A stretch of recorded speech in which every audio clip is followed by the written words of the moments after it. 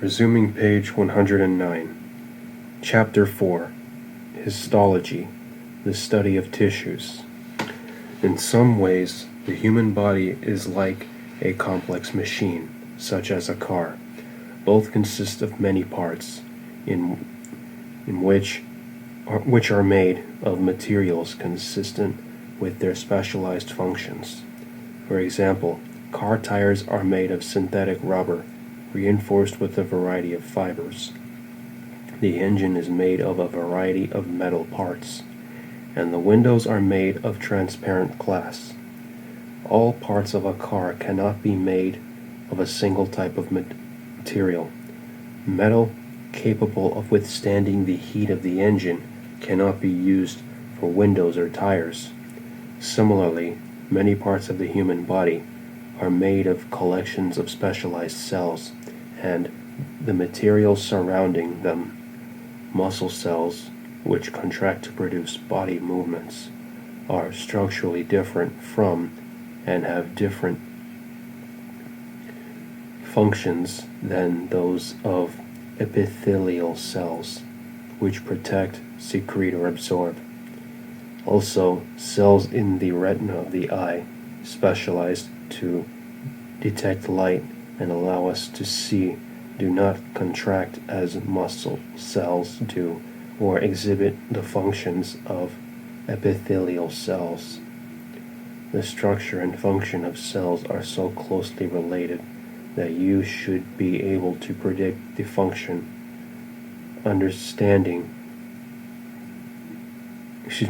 predict the function of a tissue when given its structure, and vice versa.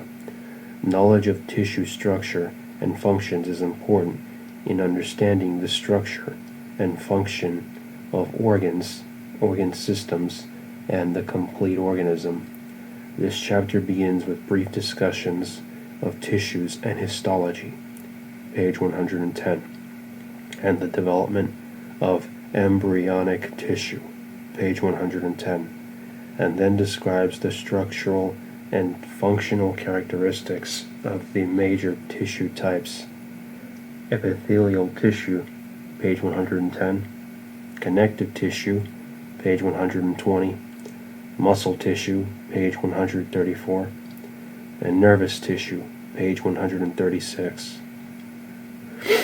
In addition, the chapter provides an explanation of membranes, page 137, inflammation, page 138, tissue repair, page 140, and tissues and aging, page 142. End of page 109, beginning page 110. Tissues and histology. Tissues are collections of similar cells and the substances surrounding them. Specialized cells and the extracellular matrix surrounding them form all the tissue types found at the tissue level of organization. The classification of tissue types is based on the structure of the cells, the composition of the non-cellular substances surrounding cells, called the extracellular matrix, and the function of the cells. The four primary tissue types, which include all tissues and from which all organs of the body are formed, are: 1. Epithelial tissue, 2. Connective tissue, 3. Muscle tissue, 4. Nervous tissue. Epithelial and connective tissues are the most diverse in form. Each different type of epithelial and connective tissues are classified by structure, including cell shapes, relationships of cells to one another, and the materials making up the extracellular matrix. In contrast, muscle and nervous tissues are classified by functional and structural characteristics. The tissues of the body are interdependent. For example, muscle tissue cannot produce movement unless it receives oxygen carried by red blood cells, and new bone tissue cannot be formed unless epithelial tissue absorbs calcium and other nutrients from the digestive tract. Also, all tissues in the body die if cancer or another disease destroys the tissues of vital organs, such as the liver or kidneys. Histology is the microscopic study of tissues. Much information about a person's health can be gained by examining tissues. A biopsy is the process of removing tissue samples from patients surgically or with a needle for diagnostic purposes. Examining tissue samples from individuals with various disorders can distinguish the specific disease. For example, some red blood cells have an abnormal shape in people suffering from sickle disease, and red blood cells are smaller than normal in people with iron deficiency anemia. Cancer is identified and classified based on characteristic changes that occur in tissues. Changes in the structure of epithelial cells are used to identify cancer of the uterine cervix, and changes in white blood cells are used to identify people who have leukemia. Also, the number of white blood cells can be greatly increased in people who have infections. Epithelial cells from respiratory passages have an abnormal structure in people with chronic bronchitis and in people with lung cancer. Tissue samples can be sent to a laboratory and are prepared for examination. Results are obtained from the examination of the prepared tissues. In some cases, tissues are removed surgically. They are prepared quickly and the results are reported while the patient is still anesthetized. The appropriate therapy is based to a large degree on the results. For example, the amount of tissue removed as part of breast or other types of cancer treatments can be determined by the result. An autopsy is an examination of the organs of a dead body to determine the cause of death or to study the changes caused by a disease. Microscopic examination of tissue is often part of an autopsy. Embryonic tissue.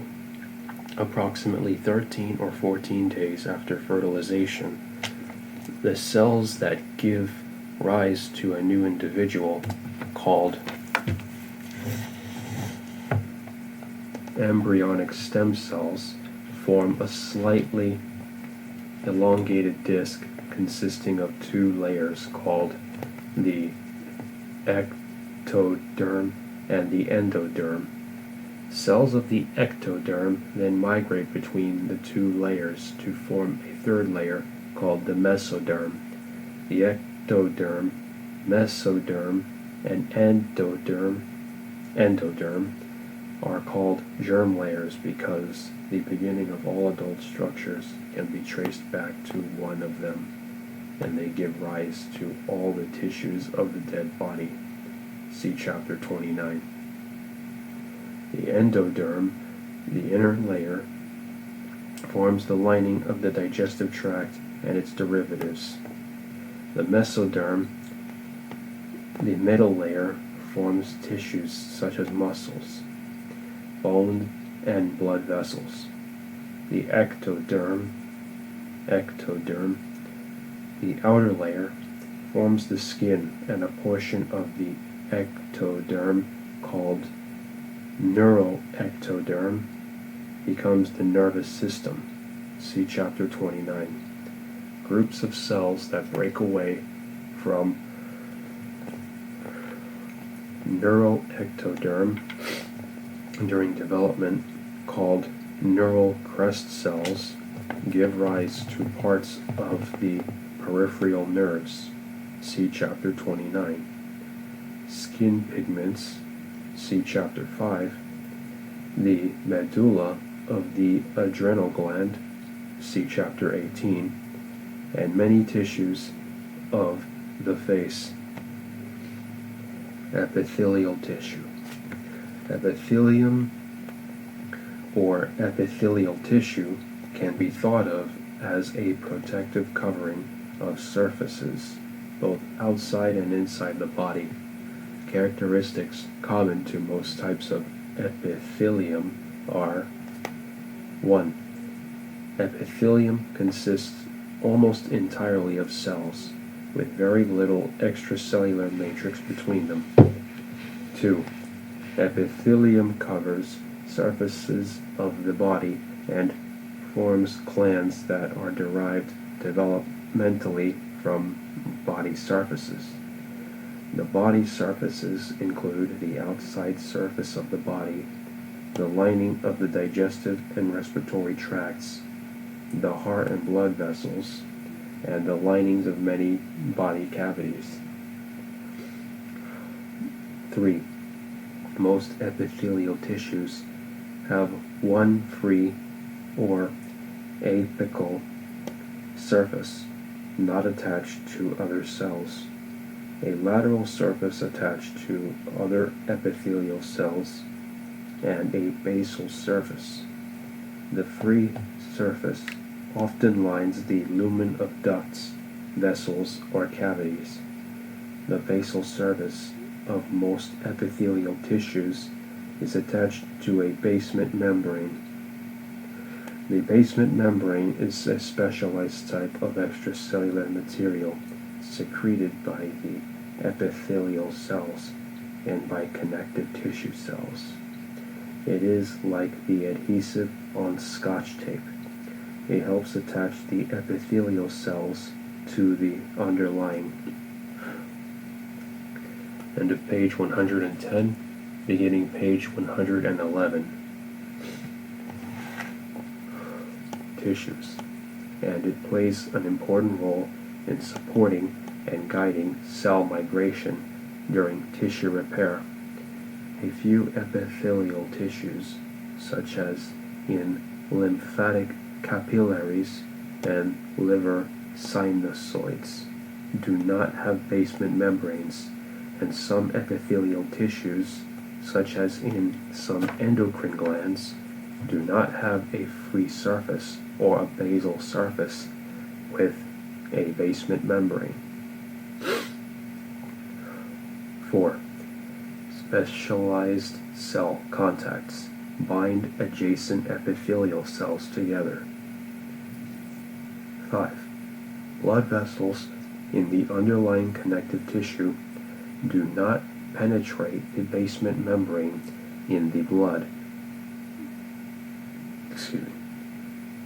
Do not penetrate the basement membrane to reach the epithelium. Thus, all gases and nutrients carried in the blood must reach the epithelium by diffusing from blood vessels across the basement membrane. In epithelial tissues with many layers of cells, the most metabolically active cells are close to the basement membrane. 6. Epithelial cells retain the ability to undergo mitosis and therefore are able to replace damaged cells with new epithelial cells. Undifferentiated cells, stem cells, continuously divide and produce new cells. In some types of epithelial tissue, such as in the skin and in the digestive tract, cells that are lost or die are continuously replaced by new cells. Functions of epithelial tissue. Major functions of epithelial tissue include: 1. Protecting underlying structures. Examples are the outer layer of the skin and the epithelium of the oral cavity, which protect the underlying structures from abrasion. 2. Acting as barriers. Epithelium prevents the movement of many substances through the epithelial layer. For example, the skin acts as a barrier to water and reduces water loss from the body. The skin is also a barrier that prevents the entry of many toxic molecules and microorganisms in the body. 3. Permitting the passage of substances. Epithelium allows the movement of many substances through the epithelial layer. 4. End of page 111, beginning page 112. Example: oxygen and carbon dioxide are exchanged between the air and blood by diffusion through the epithelium in the lungs. Epithelium acts as a filter in the kidneys, allowing many substances to pass from the blood into the urine, but retaining other substances, such as blood cells and proteins in the blood. 4. Secreting substances. Mucus glands, sweat glands, and the enzyme secreting portions of the pancreas secrete products onto the epithelial surfaces or into ducts that carry them to other areas of the body. 5. Absorbing substances. The plasma membranes of certain epithelial tissues contain carrier proteins, see Chapter 3, which regulate the absorption of materials. Clinical focus. Microscopic imaging. We see objects because light either passes through them or is reflected off them and enters our eyes. See Chapter 15. We are limited, however, in what we can see with the unaided eye. Without the aid of magnifying lenses, the smallest objects we can resolve or identify as separate objects are approximately 100 micrometers or 0.1 millimeters.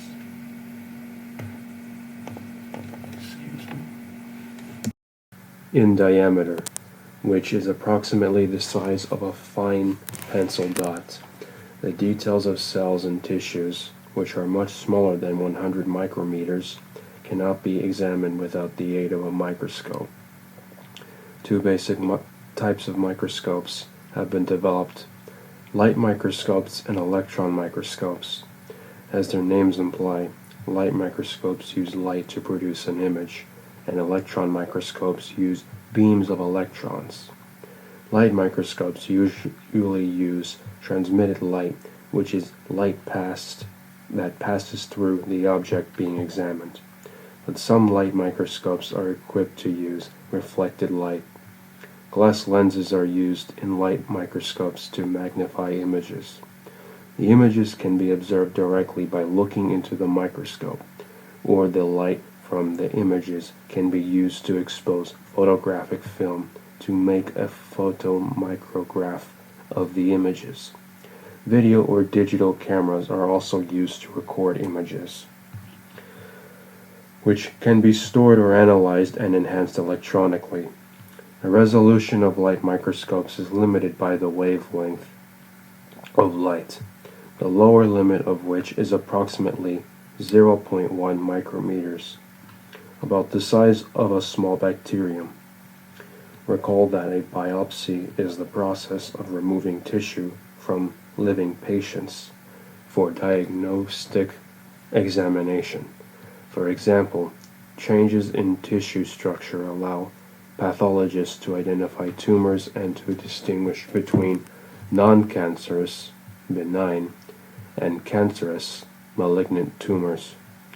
Light microscopy is used on a regular basis to examine biopsy specimens. Light microscopy is used instead of electron microscopy because less time and effort are required to prepare materials for examination, and the resolution is adequate to diagnose most conditions that cause change in tissue structure. Because images are usually produced using transmitted light, tissues to be examined must be cut very thinly to allow the light to pass through them. Sections are routinely cut between 1 and 20 micrometers thick to make them thin enough for light microscopy. To cut such thin sections, the tissue must be fixed or frozen, which is a process that preserves the tissue and makes it more rigid.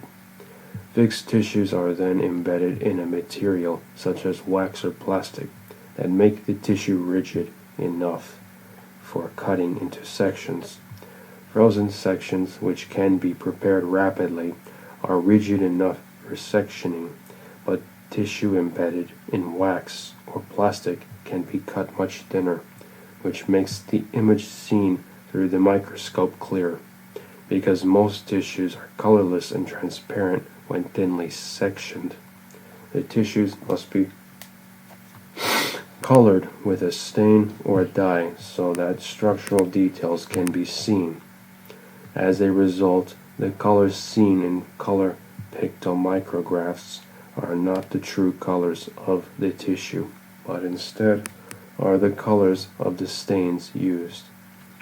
The color of the stain can also provide specific information about the tissue, because special stains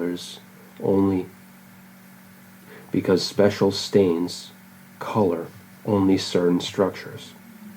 To see objects much smaller than a cell, such as cell organelles, an electron microscope, which has a limit of resolution of approximately 0.1 nanometers, must be used. 0.1 nanometers is about the size of some molecules. In objects viewed through an electron microscope, a beam of electrons either is passed through objects using a transmission electron microscope, TEM, or is reflected off the surface of objects using a scanning electron microscope, SEM. The electron beam is focused with electromagnets. For both processes, the specimen must be fixed, and for TEM, the specimen must be embedded in plastic and thinly sectioned 0.01 to 0.15 micrometers thick. Care must be taken when examining specimens in an electron microscope, because a focused electron beam can cause most tissues to disintegrate quickly. Furthermore, the electron beam is not visible to the human eye. Thus, it must be directed onto a fluorescent or photographic plate on which the electron beam is converted into a visible image. Because the electron beam does not transmit color information, electron micrographs are black and white unless color enhancement has been added using computer technology. The magnification ability of SEM is not as great as that of TEM. However, depth of a focus of SEM is much greater and allows for the production of clearer three-dimensional image of tissue structure. Classification of epithelium. Epithelium is classified primarily according to the number of cell layers and the shape of the superficial cells. There are three major types of epithelium based on the number of cell layers in each type. 1. Simple epithelium consists of a single layer of cells, with each cell extending from the basement membrane to the free surface. 2. Stratified epithelium consists of more than one layer of cells, but only the basal layer of cells attaches the deepest layer to the basement membrane. 3. Pseudostratified columnar epithelium is a special type of simple epithelium. The prefix pseudo means false, so this type of epithelium appears to be stratified, but is not. End of page 112, beginning page 113. It consists of one layer of cells, with all the cells attached to the basement membrane. There is an appearance of two or more layers of cells because some of the cells are tall and extend to the free surface, whereas others are shorter and do not extend to the free surface. There are three types of epithelium based on the shape of the epithelial cells. 1. Squamous.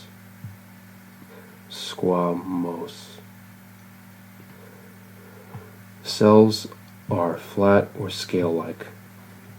2. Cuboidal. Cube-like cells are cube-shaped. They are about as wide as they are tall. 3. Columnar. Tall and thin, similar to a column. Cells are taller than they are wide. In most cases, an epithelium is given two names, such as simple squamous, stratified squamous, simple columnar, or pseudostratified columnar. The first name indicates the number of layers, and the second indicates the shape of the cells. Table 4.1 at the free surface.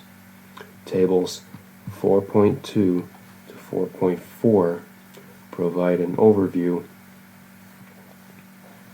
of the major types of epithelial tissues and their distributions. Simple squamous epithelium consists of one layer of flat or scale-like cells that rest on a basement membrane. Stratified squamous epithelium consists of several layers of cells. Near the basement membrane, the cells are more cuboidal, but at the free surface, the cells are flat or scale-like. Pseudostratified columnar epithelial cells are columnar in shape, in that they are taller than they are wide, and, although they appear to consist of more than one layer, all of the cells rest on the basement membrane. Table 4.1 Classification of epithelium. Number of layers or category, shape of cells. Simple, single layer of cells. Squamous, cuboidal, and columnar. Stratified, more than one layer of cells. Squamous, non-keratinized, moist. Keratinized. Cuboidal, very rare. Columnar, very rare.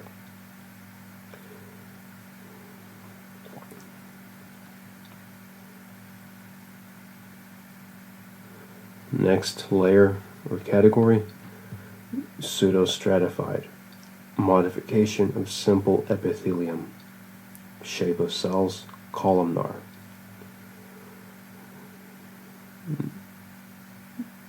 Next number of layers or category, traditional, modification of stratified epithelium. Shape of cells, roughly cuboidal to columnar when not stretched, and squamous-like when stretched.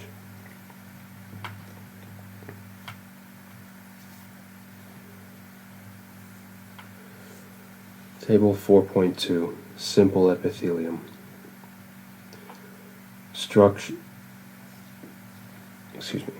Simple squamous epithelium.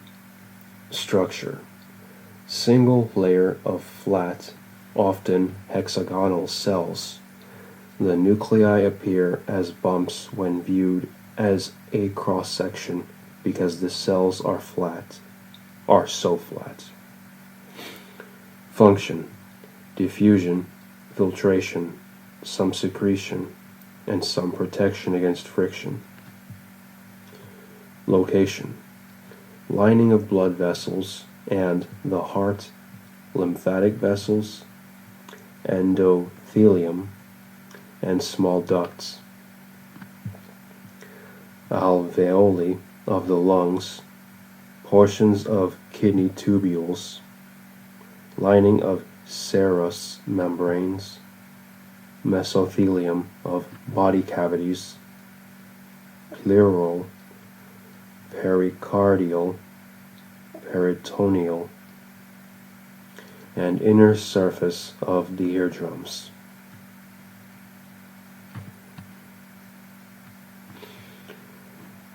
Resuming the main reading. Stratified squamous epithelium can be classified further as either non-keratinized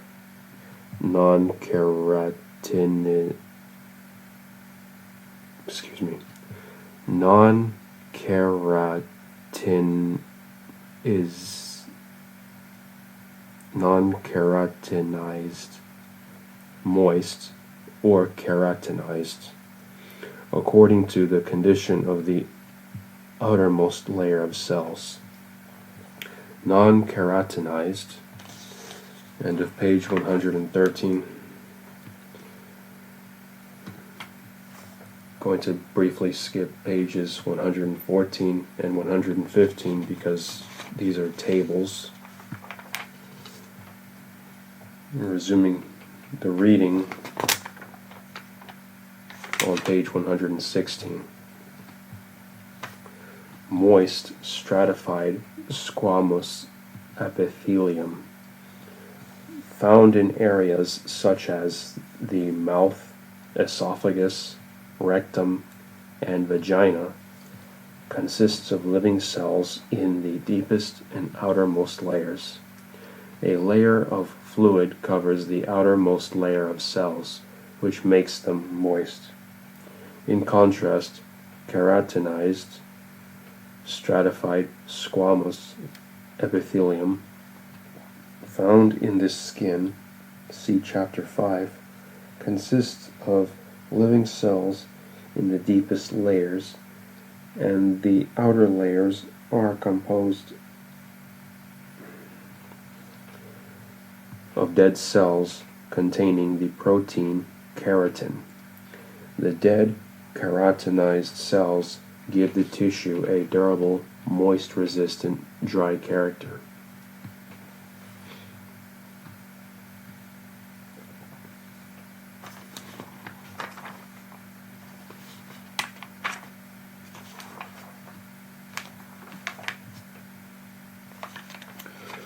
So I'm going to pause the main reading and return to page 114 to read the notes from table 4.2.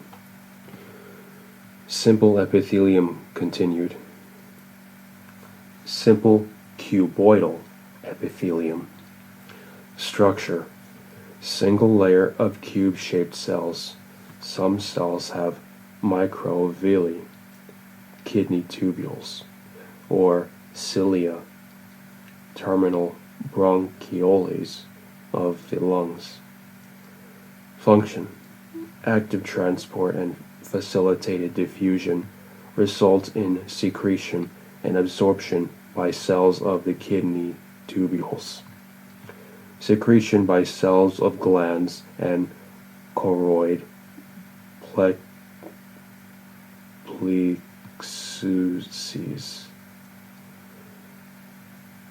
Movement of particles embedded in mucus out of the terminal bronchioles by ciliated cells. Location: kidney tubules, glands and their ducts, choroid plexuses of the brain, lining of terminal bronchioles of the lungs, surfaces of the ovaries.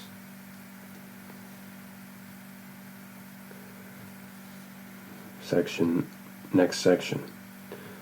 Simple columnar epithelium. Structure: single layer of tall, narrow cells. Some cells have cilia. Bronchioles of lungs, auditory tubes, uterine tubes, and uterus, or microvilli, intestines. Function: movement of particles out of the bronchioles of the lungs by ciliated cells, partially responsible for the movement of oocytes through the uterine tubes by ciliated cells. Secretion by cells of the glands, the stomach, and the intestines. Absorption by cells of the intestine. Location: glands and some ducts, bronchioles of lungs, auditory tubes, uterus, uterine tubes, stomach, intestines, gallbladder, bile ducts, ventricles of the brain. End of page 114, beginning of page 115. Table 4.3, stratified epithelium. Stratified squamous epithelium. Structure: multiple layers of cells that are cuboidal in the basal layer and progressively flattened toward the surface. The epithelium can be non-keratinized, moist, or keratinized. In non-keratinized stratified squamous epithelium, the surface cells retain a nucleus and cytoplasm. In keratinized stratified epithelium, the cytoplasm of cells at the surface is replaced by a protein called keratin, and the cells are dead. Function: protection against abrasion, barrier against infection, reduction of water loss from the body. Location: keratinized, skin; non-keratinized, moist, mouth; throat, larynx, esophagus, anus, vagina, inferior urethra, cornea.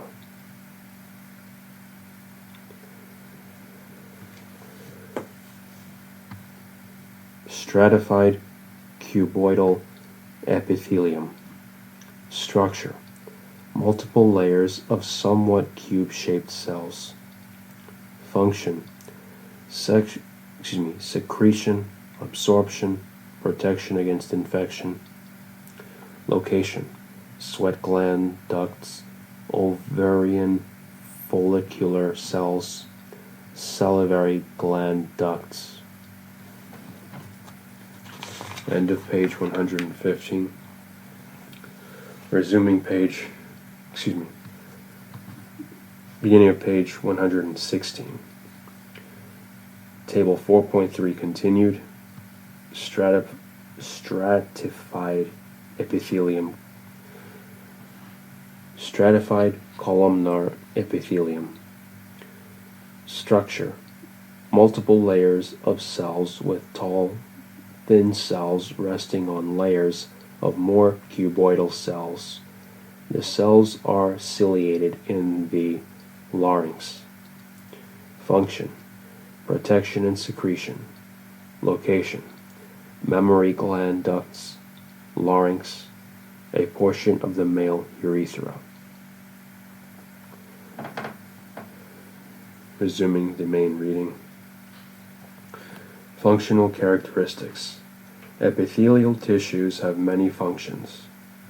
Table 4.5, including forming a barrier between a free surface and the underlying tissues and secreting, transporting, and absorbing selected molecules. The type and arrangement of organelles within each cell, see Chapter 3. The shape of cells and the organization of cells within each epithelial type reflect these functions. Accordingly, structural specializations of epithelial cells are consistent with the functions they perform. Cell layers and cell shapes. Simple epithelium, with its single layer of cells, covers surfaces and allows diffusion of gases, lungs, filters blood, kidneys, secretes. End of page 116. Skipping the tables in page 117. Resuming the reading on page 118. Secretes cellular products, glands, and absorbs nutrients, intestines. The selective movement of materials through epithelium is hindered by a stratified epithelium, which is found in areas where protection is a major function. The multiple layers of cells in stratified epithelium are well adapted for a protective role because, as the outer cells are damaged, they are replaced by cells from deeper layers, and a continuous barrier of epithelial cells is maintained in the tissue. Stratified squamous epithelium is found in areas of the body where abrasion can occur, such as the skin, mouth, throat, esophagus, anus, and vagina. Differing functions are also reflected in cell shape. Cells that allow substances to diffuse through them and that filter are normally flat and thin. For example, simple squamous epithelium forms blood and lymphatic capillaries. The alveoli, air sacs of the lungs, and parts of the kidney tubules. Cells that secrete or absorb are usually cuboidal or columnar. They have greater cytoplasmic volume compared with that of squamous epithelial cells. This cytoplasmic volume results from the presence of organelles responsible for the tissue's functions.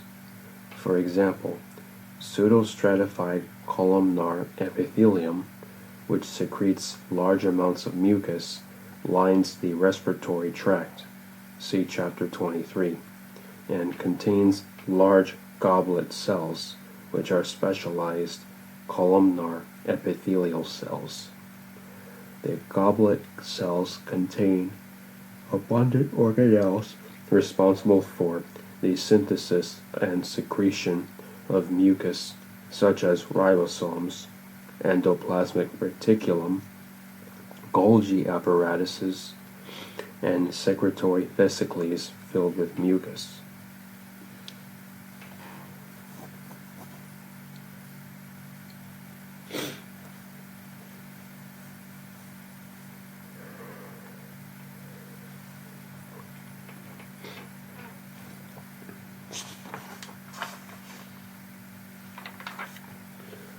I'm going to pause the main reading and return to page 117 to read the notes on table 4.4. Pseudostratified columnar epithelium and transitional epithelium. Pseudostratified columnar epithelium. Structure: single layer of cells. Some cells are tall and thin and reach the free surface, and others do not. The nuclei of these cells are at different levels and appear stratified. The cells are almost always ciliated and are associated with goblet cells that secrete mucus onto the free surface. Function: synthesize and secrete mucus onto the free surface and move mucus or fluid that contains foreign particles over the surface of the free surface from passages. Location: lining of nasal cavity, nasal sinuses, auditory tubes, pharynx, trachea, bronchi of lungs.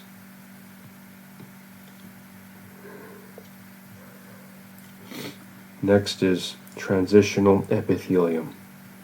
Structure: stratified cells that appear cuboidal when the organ or tube is not stretched, and squamous when the organ or tube is stretched by fluid. Function: accommodates fluctuations in the volume of fluid in organs or tubes, protects against the caustic effects of urine.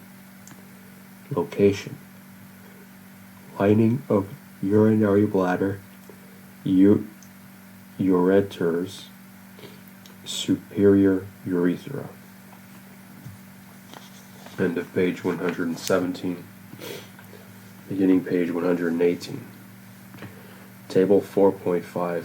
Function and location of epithelial tissue.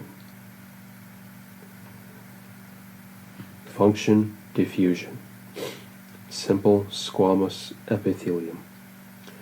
Blood and lymph capillaries, alveoli of lungs, thin segments of loops of Henle.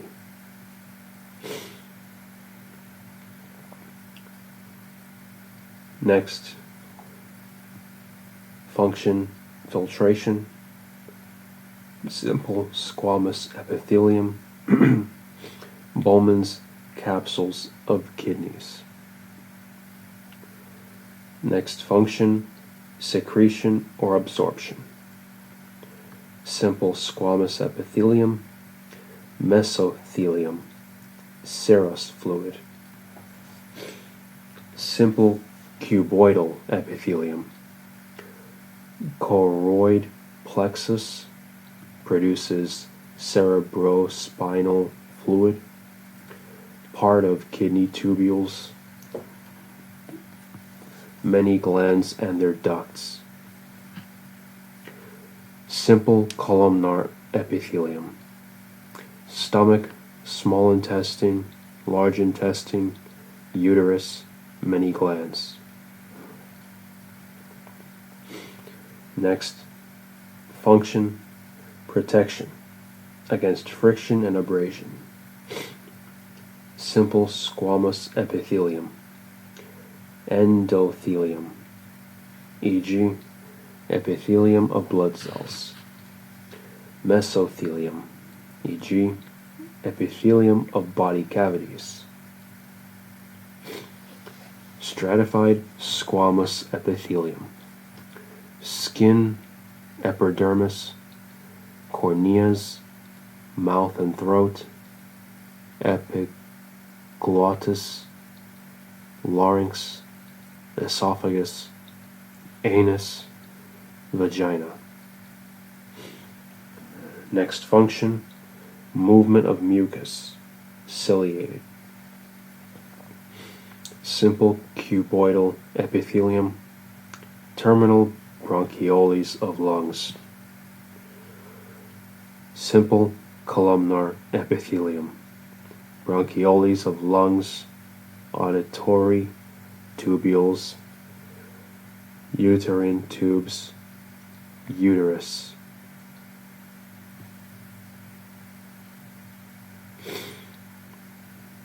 Pseudostratified columnar epithelium, larynx, nasal cavity, paranasal sinuses, nasopharynx,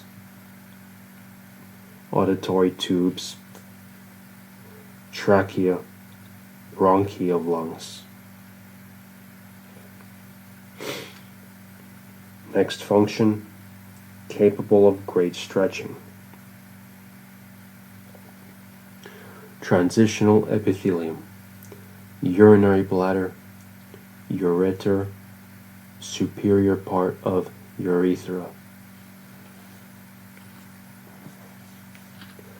Next function, miscellaneous. Simple squamous epithelium, inner part of the eardrums, smallest ducts of glands.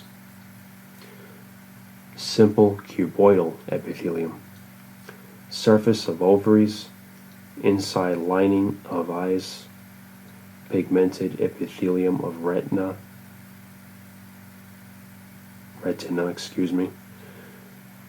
and ducts of glands. Simple columnar epithelium, bile duct, gallbladder, ependyma, lining of brain ventricles, and central canal of spinal cord, ducts of glands. Stratified squamous epithelium, lower part of urethra, sebaceous gland ducts. Stratified cuboidal epithelium, sweat gland ducts. Stratified columnar epithelium, part of male urethra, epididymides,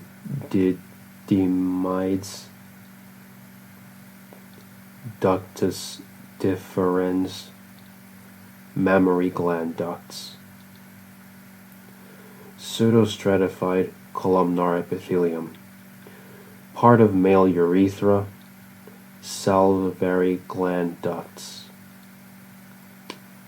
That is the end of table 4.5. Now I will resume the main reading on page 118. And as a note, table 4.5 goes across from the top third or top third of page 118 to the top third portion of page 119. So, resuming the reading. Cell surfaces.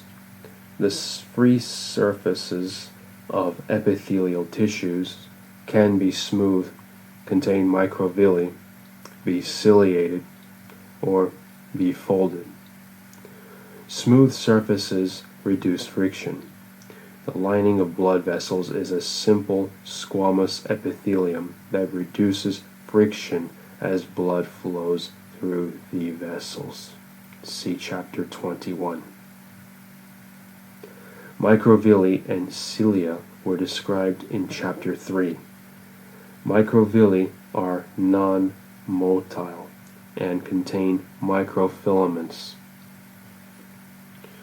They greatly increase surface area and are found in cells that absorb or secrete, such as serous membranes or the lining of the small intestine. See chapter 24. Sterocilia are elongated microvilli. They are found in sensory structures, such as the inner ear, see Chapter 15, and they play a role in sound detection. They are found in some places where absorption is important, such as in the epithelium of the epididymis. Cilia contains microtubules, and they move materials across the surface of the cell. See Chapter 3. Simple ciliated cuboidal, simple ciliated columnar, and pseudostratified ciliated columnar epithelial tissues are in the respiratory tract. See Chapter 23. Where cilia moves mucus that contains foreign particles, such as dust, out of the respiratory passages. Cilia are also found on the apical surface of the simple columnar epithelial cells of the uterus and uterine tubes.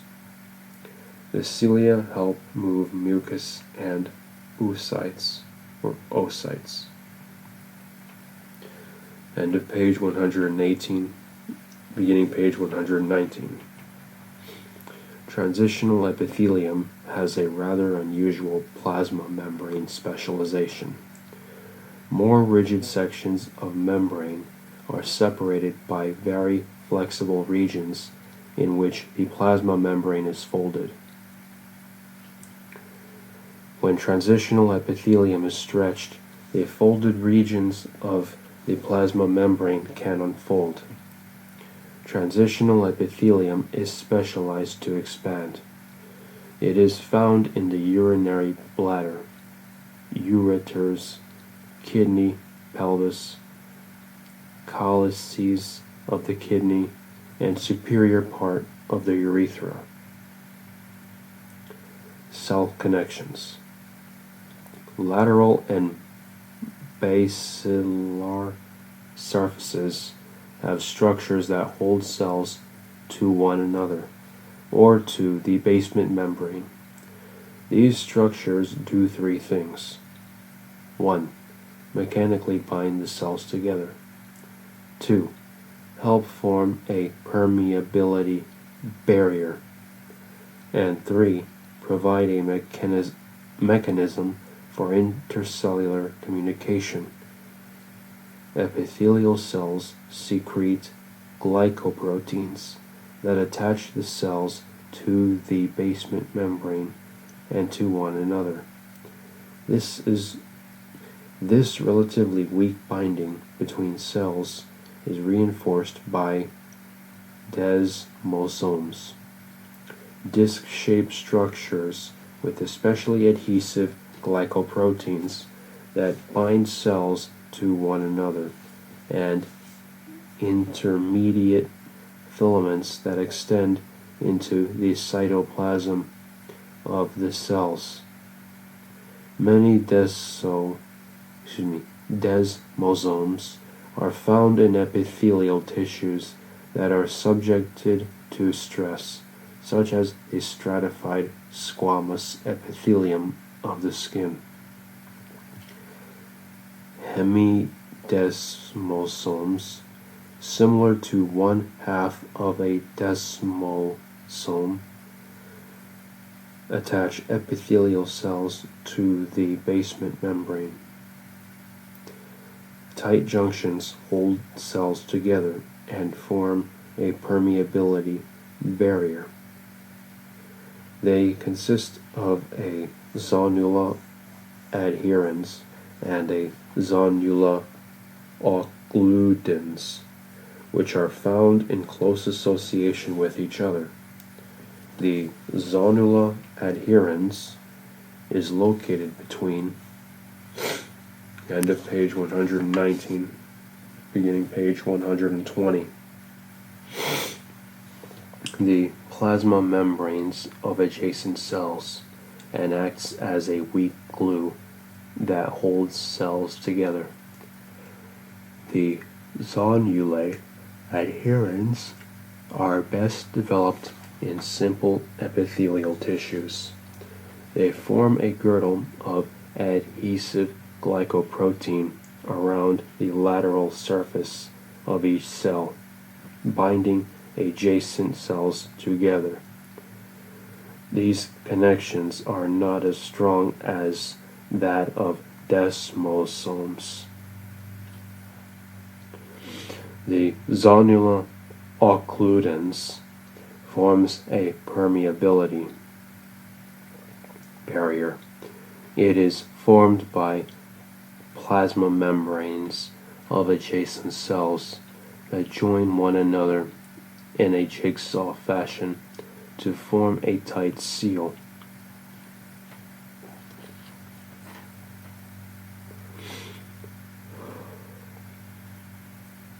Near the free surface of epithelial cells,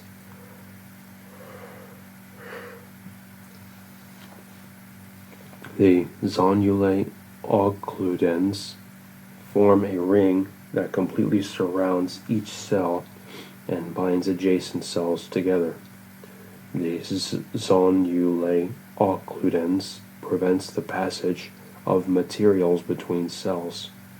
For example, in the stomach and in the urinary bladder, chemicals cannot pass between cells.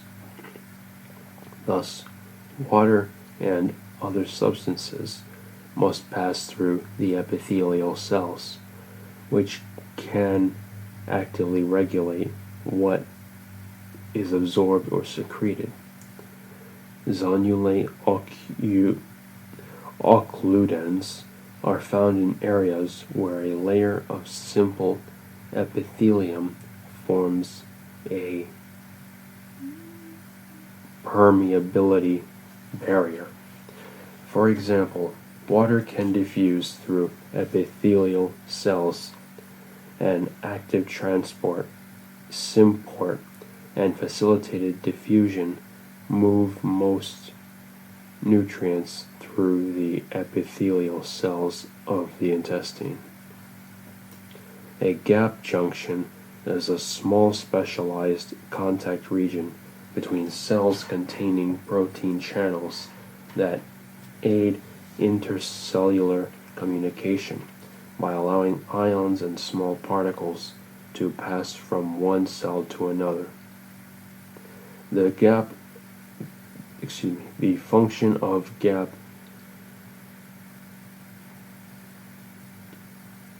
junctions in epithelium is not entirely clear. Gap junctions between ciliated episodes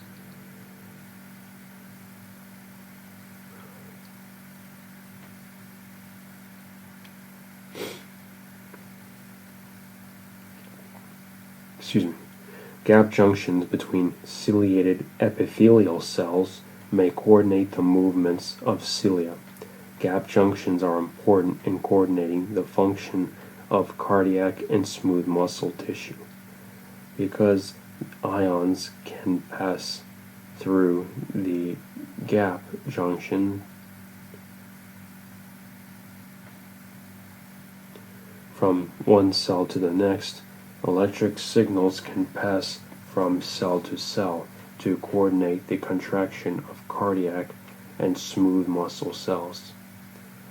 Thus, electric signals that originate in one cell of the heart can spread from cell to cell and cause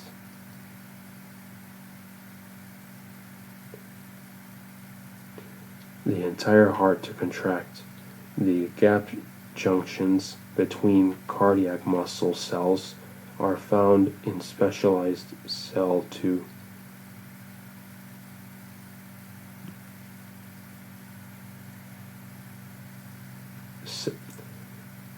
The gap junctions between cardiac muscle cells are found in specialized cell-to-cell connections called intercalated discs.